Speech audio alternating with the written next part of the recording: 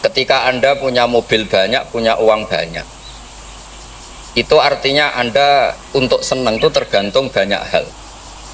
Mobilnya banyak, uangnya banyak.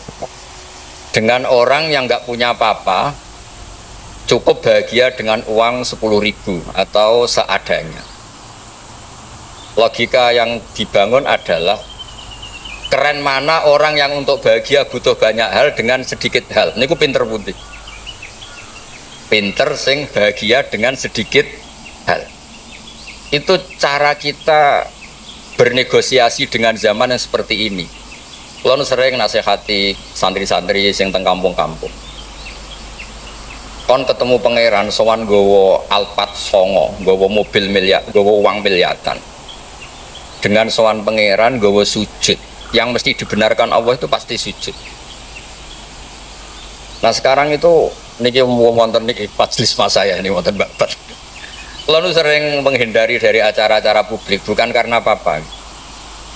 Supaya orang itu terlatih nyaman dengan Allah Subhanahu wa taala. Kalau niku termasuk kalau boleh kalau sering cerita Mbak kecewa kalau orang boleh kecewa. Wong ape mulya wae ngenteni ngomong ning panggung, wong ngaji kok ngenteni ning panggung diundang. Itu biayanya mahal.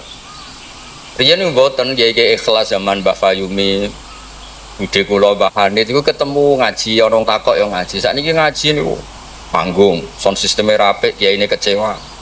MC-nya maklaran yang kecewa. Repot. Beragama itu menjadi mahal. Kalau nu sering ditanya sama sebagian gitu, kenapa Gus Jinan tidak jaga protokol dalam ilmu? Kalau cerita, dulu Rasulullah SAW, niku melampah-melampah, gimana melampah-melampah? Niku tiang biasa nyegat di tenggalan. Ada perempuan imro'atun min khos'am. Niku Nabi pas masih berkendara, masih di atas unta. Ya Rasulullah, inna faridatullah ala ibadi adrakat abi syekhon kabiron. La yastatiu ayastamsika ala rohilah. Wa fi riwayatin ayasbuta ala rohilah. Niku mboten terus Nabi tersinggung. Kok ninggalan, sowan, nggo gula mboten nenten. Kula nu sering lampah-lampah teng pasar pandangan kalian anak kula sering ketemu ibu-ibu ditakoki, "Gus, beneran ketemu jenengan badhe sowan?" "Kowe apa? Badhe tanglet." Anak kula nu istikhadah. Senang kene ae gak repot. Jawab kalian ngadeg-ngadegan. Nak ke latihan kok Mas Umar Faruk mboten saged mutolaah riyin. Gayane ngongkon sopan wong ya asline ya mutolaah sik nih. Niku jelas di jalan. Ya Rasulullah, jenengan ibadah haji, sayang bapak kula niku pun lumpuh. Ndak bisa ikut haji. Apa saya bisa menghajikan beliau? Jawab Nabi, na'am, ya bisa. Semenjak itu dikenal ada dua haji amanah. Satu orang yang sudah meninggal, kedua yang masih hidup tapi lumpuh. Disebut hajjul ma'dud, hajinya orang lumpuh. Dan saya di mana-mana kampanye ini supaya ada kesadaran kalau secara teori nggak mungkin haji, niku saged diamanahkan meskipun belum meninggal. Itu disebut hajjul ma'dud. Nah untungnya begini haji ma'dud. Niki wonten majelis Dewan Masyayikh. Sekarang tuh fatwa itu kalau nggak punya otoritas tuh nggak didengar. Ruwet. Kalau jenengan kadung meninggal, itu kalau tidak niat haji, tetap sama Allah ditulis tidak haji. Meskipun anak cucu jenengan menghajikan. Karena menghajikan orang yang sudah meninggal dan tidak niat haji itu hanya untuk mengesahkan warisan. Karena sebagian warisan ini harus digunakan untuk haji. Tapi kalau jenengan masih hidup dan lumpuh, nggak mungkin haji. Jenengan berkontribusi niat. Wes jong kairiku tua iku dol go kajiku. Innova iku dol go hajiku. Dia ikut berkontribusi. Lalu kalau sering kampanye monggo kalau masih hidup tidak mungkin haji, ikut memutuskan sekarang juga haji. Namanya hajjul ma'dud. Sehingga jenengan ikut komitmen niat dan ikut memutuskan. Niku riyen nggih namung nyawakan cerita, Mbak cerita, Mbak Fayumi ikhlas, Bu Yohanit ikhlas. Niku Nabi ketemu tenggalan gitu takok, ora usah ngenteni bahsul masail terus untuk sangu, untuk podium, untuk panggung, ruwet, kerepotan. Nah dulu bahsul masail itu hanya untuk diskusi mas'alatun muhtamilah. Satu keputusan fikih yang memper kanan, memper kiri itu memang butuh diskusi. Karena memang ada kemungkinan A, kemungkinan B. Kalau nggak perlu diskusi, memang kaulan wahidan itu dulu ya seketemunya dijawab. Saya beri contoh Mas Faruk supaya sampean ngaji ini tambah tahqiq. Misalnya begini, saya ini kalau sama Gus Mail, Mas Mail, yang harus hormat siapa? Kalau menurut struktur keluarga kulo ini pernah nom. Tapi nak nggak struktur umur, ambek mau jadi pengurus besar mau jadi, ya ambek sing hormat kulo.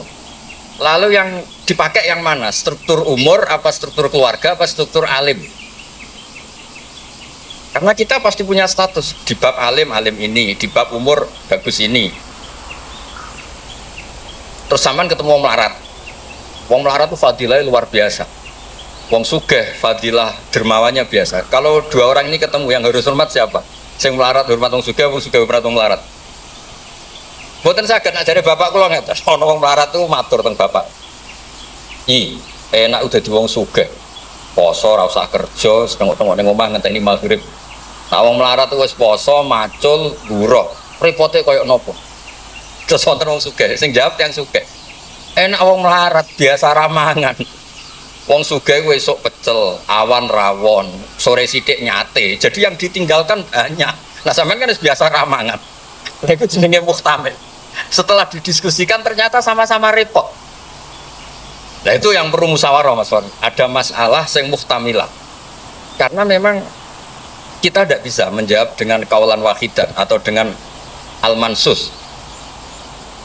Nah dulu, ini cerita dulu, ada ibadah-ibadah yang mujma' alaih sah.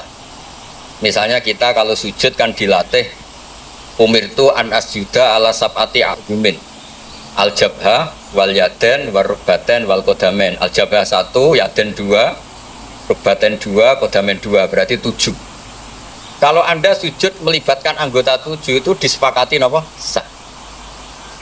Tapi ulama dulu zaman Imam Syafi'i, beliau zaman ngarang al-um itu sudah ngeper wa yahtamilu ayyasihas sujud bil jabhati faqat li anna nabiyya da'a fi sujudi sajata laka wajhi walam yadhkur al yaden war rukbaten wal qadamen. Bisa saja sujud itu cukup diljabah sudah cukup karena Nabi ketika berdoa hanya ngendikan sajata laka wajhi. Nabi tidak menyebut dua tangan, dua rukbaten, dua qadamen. Nah ini namanya mustamil. Nah kiai-kiai kita, guru-guru kita, kados Kiai Fayumi, kados Mbah Hanid, niku nggak mau resiko. Kamu nyari yang mesti sah. Gini niku melibatkan 7 apa? 7 anggota. Tapi untuk orang lain yang mungkin teng desa-desa terbelakang, kamu pakai kaul yang mungkin sah. Dan itu menjadi adat guru-guru kita. Kanggo awake dhewe disiplin, kanggo wong liya napa? Longgar. Karena kalau tidak begitu, kalau ilmu Anda tidak cukup pakai standar ideal, nanti wong desa-desa sing sujute angkrang-angkrang, Bang. Terus dianggap boten apa? Sah. Nah, dianggap rasah terus modelnya ra salat. Nah, itu cerita keilmuan sing enggak boleh enggak. Terus niki ampun jenengan iri terus Mbah Uli Mbah kula, buyut kula niku dadadik Mbah Mufid niki abahe niki. Bahan itu midoane ibu kula. Terus kula nak undang niki Mbah, undang niki Mas. Terus kula nu kalah tuwa. Terus didolimi. Ya anggere bangsa kalah tuwa niku didolimi. Soale dipek menangi dhewe. Nak ngundang niku mboten nggih jenenge Mbah. Awas nek ora teko. Faruk mboten ngefek alumni kados Mas Adam, Mas Wahid jare alumni sen mboten ngangkat. Mboten terdaftar teng Loh Mahfud niku. Tapi nak mbah niki masyaallah. Mboten nate ngekeki undangan pokoke awas wingi ketemu kula teng Lasem. Wis mbok catet tanggale. Ya memang isane mbah niku ngamuk.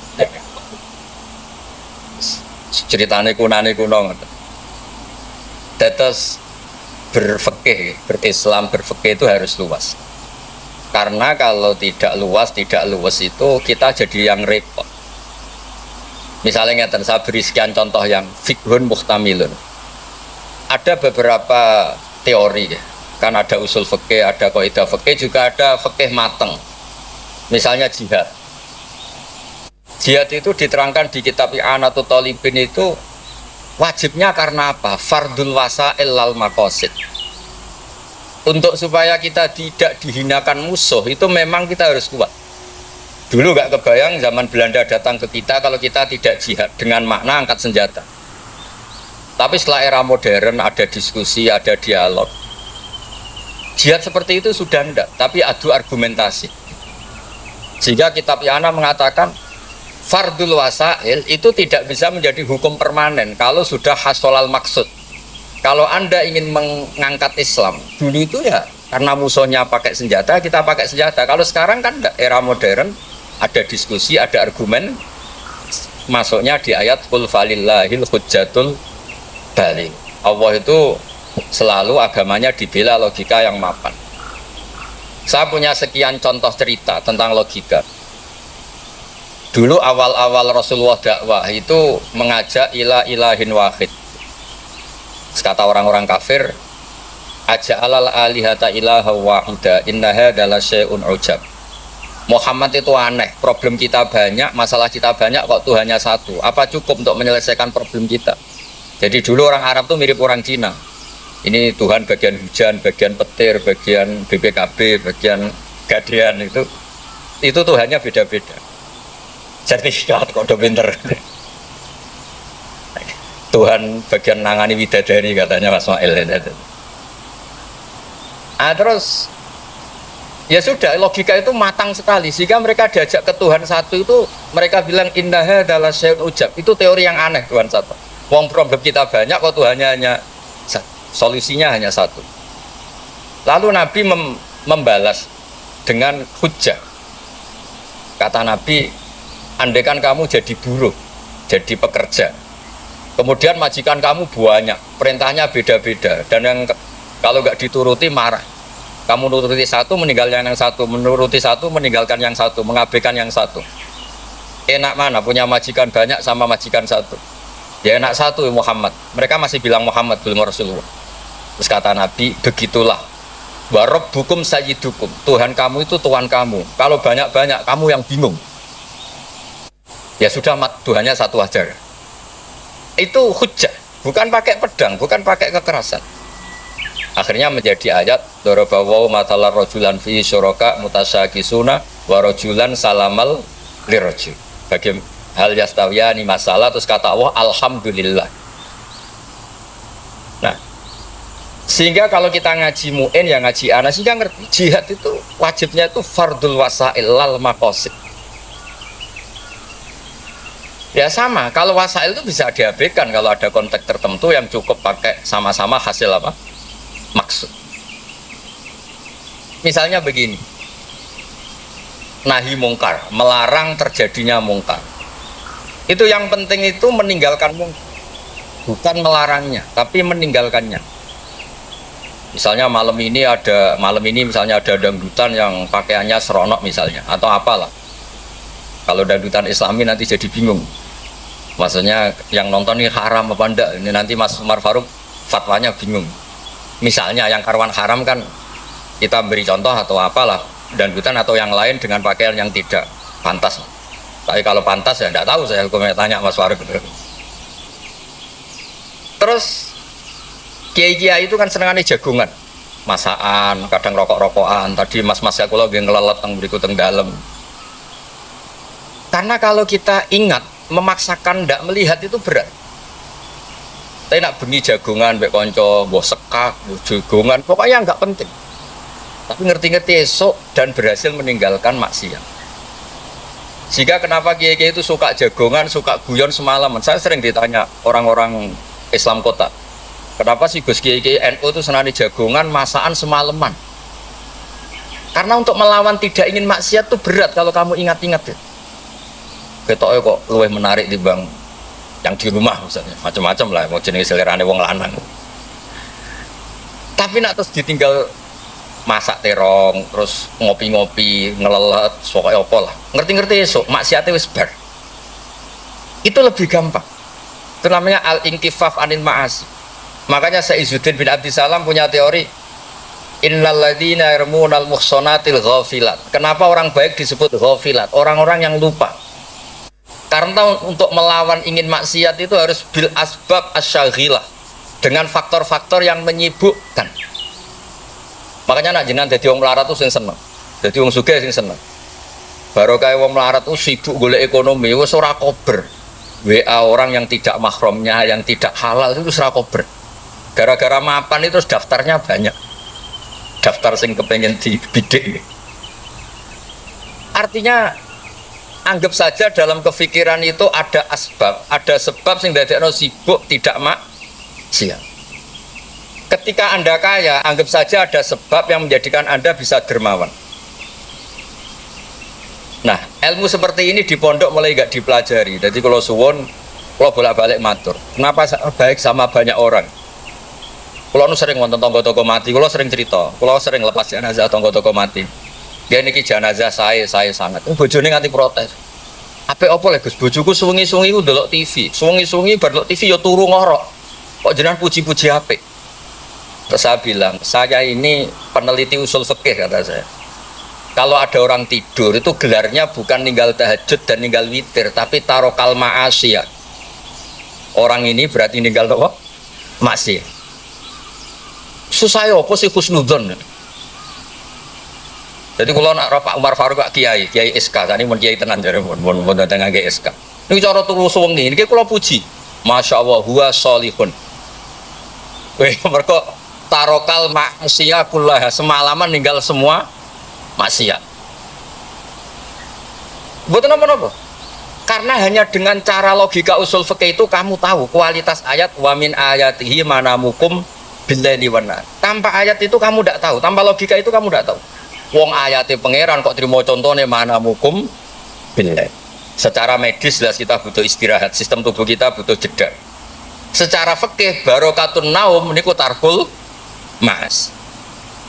Lah kula kepengen niki Mas Umar, Mas Ismail dadi kiai itu kados kula. Punya pandangan yang luas sehingga menghormati yang lain itu gampang. Ana wong turu dari wis gak tahajud, iku kiai apa? Ngeplok nak turu. Ya kiai tenan, wong ninggal maksiat ku tok. Ninggal maksiat itu tok. Terus turu ku ya penting. Maksudnya penting mas pancen ora ono gunane nggo turu apa. Wiridan nggih pangeran wis ora tertarik nek wiridan kok menjaluk. Iku menawa malaikat Mikael nak wongku melek susah, mesti jaluk. Karena hubungannya dengan pangeran jaluk tok. Lha nek sing wiridan kula seneng muji pangeran. Subhanallah wa bihamdi adada khalqi wa ridha nafsi. Kula nu jarang njaluk pangeran. Wong kula umpama kerja setengah menit, njaluk gaji ku isin. Pantese njaluk gaji kerja 8 jam 1 bulan njaluk gaji. Donga ngene tok 2 menit. Ya Allah, tini kada wa kada. Wong rada etika. Terus bukan maksud kula kalau kita pakai ilmu itu semuanya menjadi mudah. Ya, kalau pakai ilmu itu semuanya menjadi apa? Mudah. Dulu para nabi-nabi dulu itu cara pandang itu pakai keilmuan. Dan itu yang disebut qul falillahil hujjatul baligh. Kula nu punya sekian cerita tentang logika-logika yang dibangun ulama. Ya kayak tadi misalnya sujud itu 7 anggota harus terlibat, itu mesti sah. Tapi nyatanya Nabi pernah sungkeman yang pangeran hanya ngendikan sajadalaka wajhi walam yadhkur al yadan warubaten wal qadam. Terus kedua masalah murtad. Untuk menjadi murtad itu orang sujud ke selain Allah. Mosok saya murtad ngenteni 7 anggota tubuh. Sekedar watul jabha ke selain Allah itu bisa berstatus apa? Murtad. Nah itu namanya fikih yang muhtamil.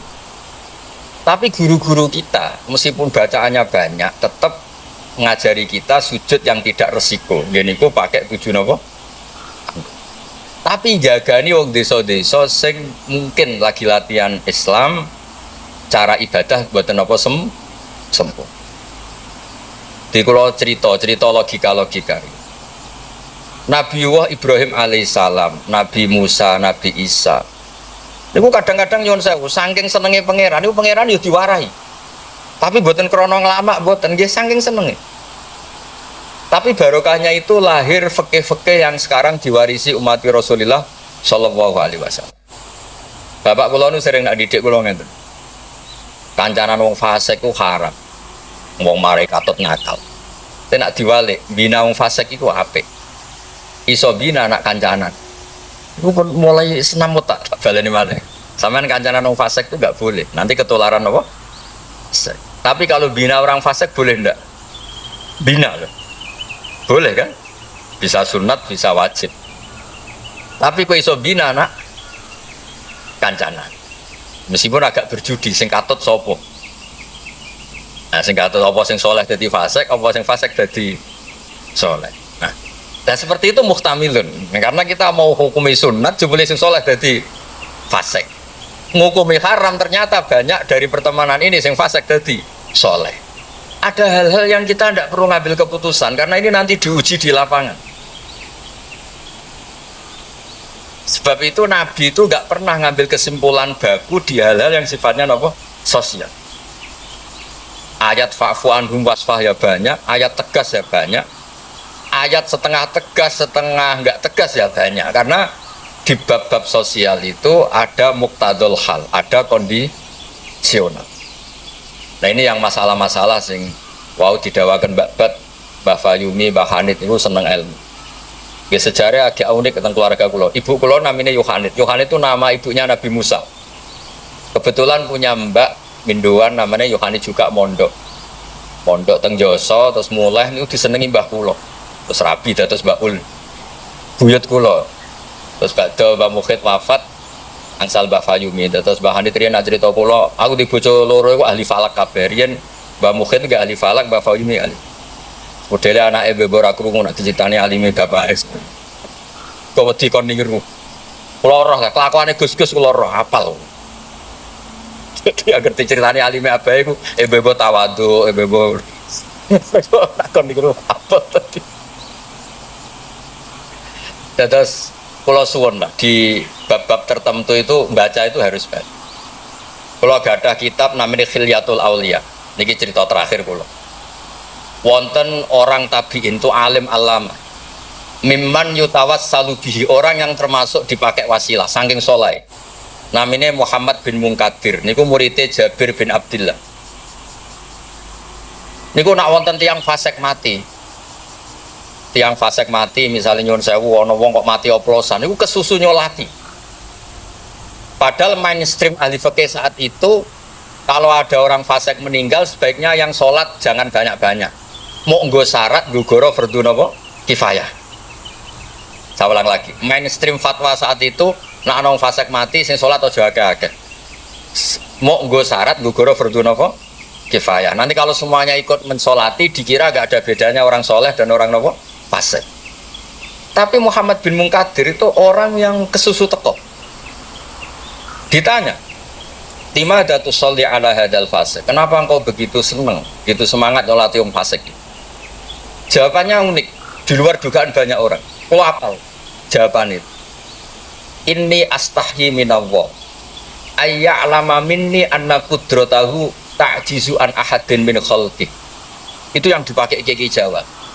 Aku iku isin mbek pangeran.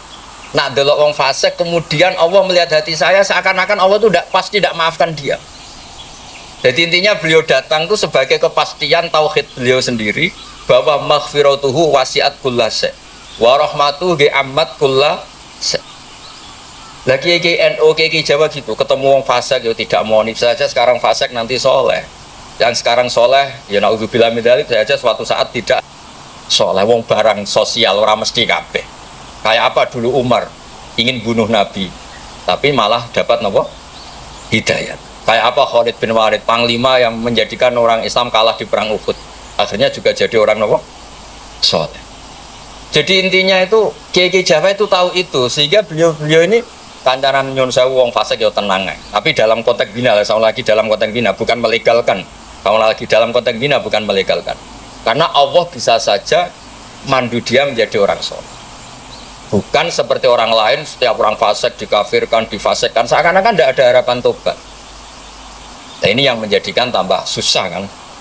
Makanya dalam sebuah riwayat dikatakan siapa ala unabbiukum bil faqih kulal faqih, kamu tahu orang yang paling ahli fikih paling pinter Jawabannya kila, jawabannya Nabi wakila Ali itu dalam ilmu hadis ada mengatakan itu dawe Nabi wakila dawe Ali. Apapun itu dawe orang top lah. Malam yuknitin nas min rahmatillah walam yu'ayyizum min rahmatillah. Jadi malam yuknitin nas min rahmatillah. Orang pintar itu siapa? Yang tidak bikin orang lain putus asa. Walam yu'aminhum min makrillah, dan yang sedang soleh pun tidak merasa sok-sokan memiliki Allah Subhanahu wa ta'ala. Terus orang lain divonis apa? Itu juga yang menjadikan kiai-kiai kita ketemu wong soleh hormat, ketemu orang fasik ya respect, karena berharap suatu saat tobat. Itu yang ditiru Rasulullah SAW ketika orang Taif, ya Bani Abdul Yalil, pokoknya orang Taif kayak begitu bencinya sama Nabi sampai melempari batu ini itu, terus Malakul Jibal ingin menghabisi mereka. Kata Nabi apa? Jangan. Inilah arju ayyukhrijawah min aslabihim ma ya'buduwaha wa la yusyriku bihi syai'an. Bisa saja bapaknya begini, tapi suatu saat anak-anaknya jadi orang yang luar biasa. Dan itu yang sekarang kelihatan. Sering ada wisuda tahfidz itu yang nangis itu bapaknya. Gus, kalau mau cek Quran ora iso, kok anak kula hafal Quran, napa kula niku ngipi. Wadah, kanca sing saged maca kitab bapake mboten roh Arab. Dari ini harapannya Nabi ya seperti itu. Nak bapak era kena gini apa? Anak. Ampun kados kula riyen di kanca mondok nuwakale ra karuan. Riyen kan banten telepon, bapake disurati nak anake nakal. Bocah tenang ae. Bapak disurati pengurus kayak kok tenang. Bapak kula buta huruf terus tenang mau. Bapak kula buta huruf. Dia wonten sing modho umur 2 tahun wis ngrasa pinter. Kampung kula terbelakang, Gus iso tahlil sudah kepinter pol. Lah lha apa kula ngalem-ngalem iso maca Wahab, macano sapa? Nggih tiyang kathah. Tapi apapun itu kula suwun, terus wow kampanyane babat ngono tawassut tawazun bol kampanye PBNU wae. Nak kula sesuai kampanye sebagai hasil yang saged ngaji wis tiyang. Yen bapak kula niku terkenal pinter ngaji. Nah nek kula nyali cerita bapak kula terkenal ngaji itu kok Gus Ismail Gus Umar iku kudune nyali. Wong iku kudu siap cerita baik. Mergo ora ana wong apik kecuali memaklumatkan diri wattaba'tu millata abai Ibrahim wa Ismail wa Ishaq. Jadi wattaba'tu millata abai Ibrahim terus wa Ishaq wa Yaqub. Aku yo anut bapak-bapak. Bapak-bapakku luar biasa. Ibrahim, Ishaq, Yaqub. Kita tahu Nabi Yusuf bin Yaqub bin Ishaq bin Ibrahim. Tapi aja bangga kehormatan bapak etok kudu wattaba'tu nut. Bapak alim ya melok alim. Nak bapak ahli falak iso falak. Nak bapak untuk salam template rapopo ditiru ya rapopo. Mosok untuk repot tok rantuk seneng enggak apa-apa lah. Islam tuh fid dunya hasanah wa fil akhirati napa? Hasanah. Ojo kok fid dunya hasanah gelem. Bareng bapak yang alim, bapak ngalim iku wong dhisik, wong saiki ora oleh ngoten niku mboten ansah. Kula sinau tafsir Bedawi niku kitab gadane Mbah Mukhid disilai lek kok lek Lukman. Riyen niku saking radine dhuwit. Kitab tafsir Bedawi niku kula roh tulisane Basal nggih Basal misanane Mbah kula nggih misanane niki misanane Basal nggih kondang. Terus Mbah Badiah niku Mbak Yune apa ini? Adik buyut kula. Kula ajane buyut kula paling barep, ajane nak menang buyut menang kula kabeh. Buyut kula niku barep. Tapi gara-gara buyut kula barep, kula generasi ke-6 niki generasi ketiga terus digo kalah-kalah ngeten iki. Tapi alhamdulillah baru kayak barep menawa dongane ngalim luwih dhisik. Jadi sampai pangeran di ACC riyen terus saya. Terus riyen niku wattaba'tu millata abai. Kula sering didhawuhi Mbah Mun ketika kula mulai ketok ngalim iku baru kayak babahmu lasem, babahmu kajet. Mergo Allah ora dadekno generasi top kecuali Allah nyebut Mbah Baisik. Bariku lagi amma al-hidayah. Gini kok Allah nyebut ulaikal ladzina an'ama Allahu 'alaihim minan nabiyyin. Orang-orang baik sing disebut babai min dzurriyyati Adam wa mimman hamalna ma'anu. Terus wa min dzurriyyati Ibrahim wa is nembe wa mimman hadaina wastaqaina. Jadi Allah gak ada adat nak wong saleh mesti didelok babai. Ngergani. Ono tanah ijek melarat tetap mulang, ditene babat masih melarat telah susah lah zaman Mbak Fayub melarat kita tetap mulang. Nak wong boten kiai kan kesel istirahat, kesel istirahat. Kiai boten keselah napa? Mula. Lha iku sing diregani bapak kalian Allah. Lan Allah nak nyebut wong soleh mesti disebut ku babai. Min dzurriyyati Adam wa mimman hamalna ma'an. Terus sampai wa min dzurriyyati Ibrahim wa Israil terus lagi wa mimman hadaina wastabai. Terus kemudian hidayah itu siapa saja. Tapi selagi jete mbah-mbah alim niku disebut riyen kalian Allah. Mergo Allah kepengin ngregani jasane mbah. Sampai Rasulullah sing sayyidul khalqi sing karuan mesti wong apik. Ketuane bahkan tetap disebut millata abikum Ibrahim. Terus niki nggih cerita tentang Gus-gus tentang neng-neng kersane aja niru mulyane tok ya niru ngalime. Anak mulyane wancen alumni ambek Gus ya tetep nyucuk pokoke hormat mbek mantu ya nyucuk serah ora walim ora pokoke cucuk. Maksudnya ku ya ana regane kabeh ku ana napa? Ana regane. Dados wonten wattaba'tu millata abai Ibrahimah wa Ishaqa wa Yaqub. Dadi yo nyebut bapak tapi yo nyebut wattaba'tu. Aja nyebut mbah-mbah gagah tapi mboten apa? Wattaba'. Nggih niku mawon niki kula wau matur, kula pun uzlah mun pamit saja acara ngene nak ngaji kula wis ngaji sing gampang-gampang mawon. Ngaji kok repot nganggo podium, nganggo maklar, nganggo wae nak jenengan eskal hukum tangker kula ketemu teng dalan kula jawab. Kados wau imra'atun min khos'am. Nabi nu gampang ketemu teng dalan ditakoki gitu dijawab. Sampeyan takok Kiai Faruk mesti teng dalan mboten sopan takok teng dalan. Jebule wau. Mutolak. Lha kula nu sering didolakan alumni-alumni sarang sing teng Papua teng pundi-pundi. Gus jenengan aja mati, Gus kula ora sida dadi kiai. Ki anggere ditakoki tangklet. Gus niku hukume piye? Mbok sore aku sibuk. Saiki Gus wong sing takok ngenteni. Bareng pun kula jawab ya dijawab ndekne kok pinter-pinter dhewe. Ya ora muni jare kula. Tapi wau jare ketikane babat kiai syaraté ikhlas ngoten niku kula ya ora piye. Ya mau gremeng sithik-sithik. Syaraté ikhlas. Dadi kula niku urip didongakno kiai-kiai sing ora jelas niku sing digo takok-takokan. Nggih lumayan lah ono gunane no. Oke, wassalamualaikum warahmatullahi wabarakatuh.